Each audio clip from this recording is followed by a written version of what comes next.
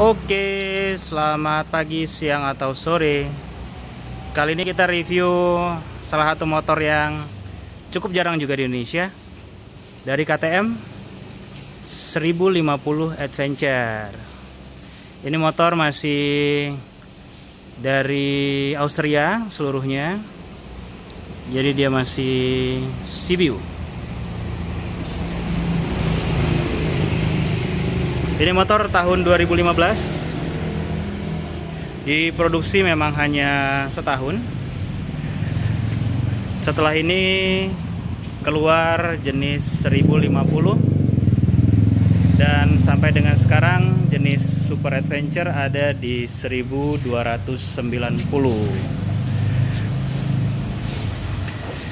Walaupun tahun 2015 ini kilometernya masih kecil banget ya, masih di 4000.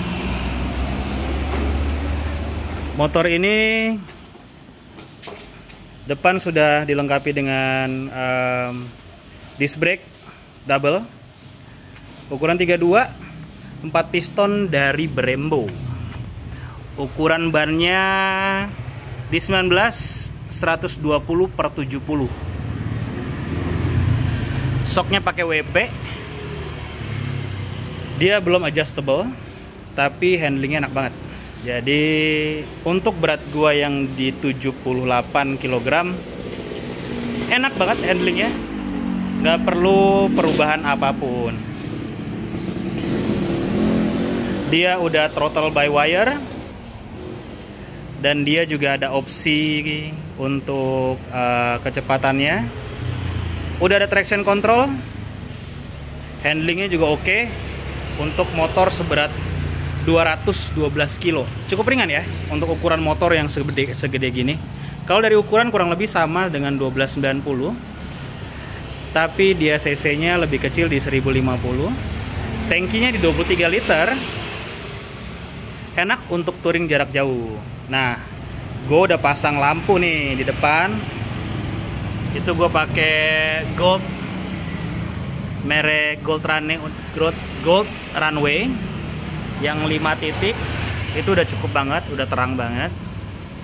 Dan gue juga pasang crash bar original dari KTM, dan gue pasang klakson Hella. Udah cukup banget untuk bikin berisik di jalanan. Shock belakang dia udah pakai WP juga. Dia adjustable, tapi belum elektronik, jadi semua masih manual. Ya, bisa dibilang dia versi manualnya KTM Super Adventure. Gue sih lebih suka karena cenderung lebih awet durability-nya dan mudah perawatannya.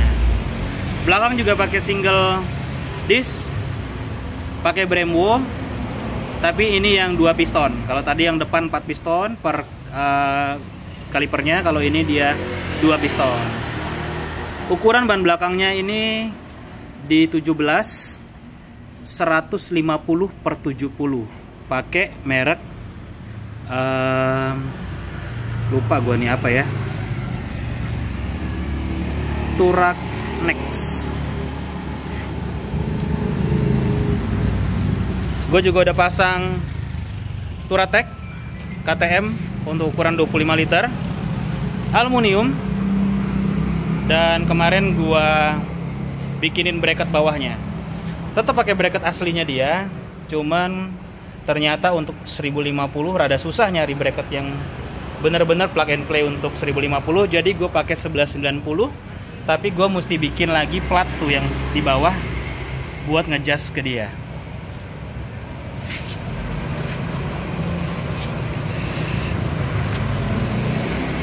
Oke ya. Oke, habis ini kita cobain hidupin mesin sekaligus lihat apa aja yang ada di speedometernya. Oke, lanjut ya ke speedometer.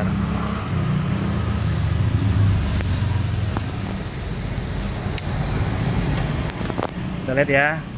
Informasi yang udah dikasih di situ ada favorit. Kita bisa lihat tripnya, full range, battery. Nah, ini untuk drive mode-nya dia udah ada sport, street, and rain. Gua selama ini pakai street, itu juga udah enak banget. Gua nggak perlu rubah ke sport. Rain juga gue nggak pernah pakai, walaupun gue suka riding juga saat hujan, tapi pakai street aja udah enak, dia nggak slippery sama sekali. Di sini udah ada traction control, ABS on, ada temperatur kontrol. Nah kalau untuk pressure di ban belum ya, itu baru ada kayaknya di seri 1190. Nah untuk sebelah kanan ada apa? Di sebelah kanan ada RPM, dan kita juga bisa ngelihat speed yang di bagian atas. Ada indikator untuk posisi persneling, bensin, dan juga temperatur. Temperaturnya cukup stabil ya, selalu di tengah, hampir nggak pernah dia naik ke bar kelima. Jadi motor ini hitungannya temperaturnya stabil karena mungkin dia punya radiator gede banget. Oke, coba kita dengerin sekarang suaranya ya.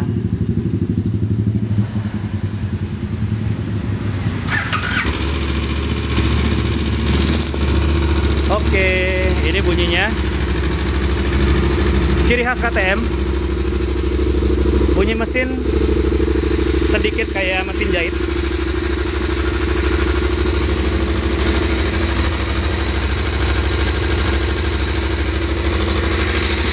Ini knalpot masih standar, tapi suaranya udah lumayan enak. Dan gua nggak berencana mengganti knalpotnya, karena gue udah cukup banget dengan tarikan mesinnya, udah nyaman dengan tarikan mesinnya yang sangat responsif. Dan yang luar biasa dari motor ini adalah di akselerasi dan handlingnya.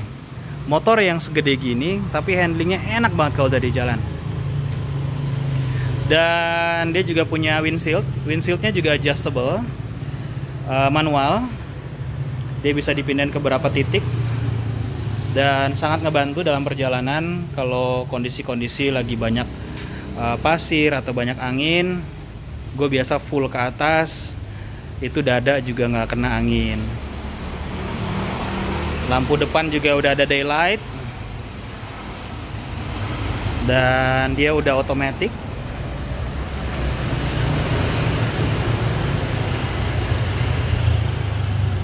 Jadi overall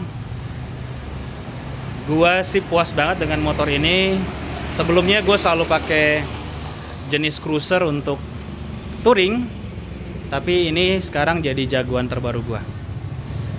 Gue pakai dari baru sampai sekarang, motor bisa dibilang kendalanya hanya hal-hal kecil terkait dengan benda-benda yang biasa dipakai, oli dan kawan-kawan lah. Sisanya enak.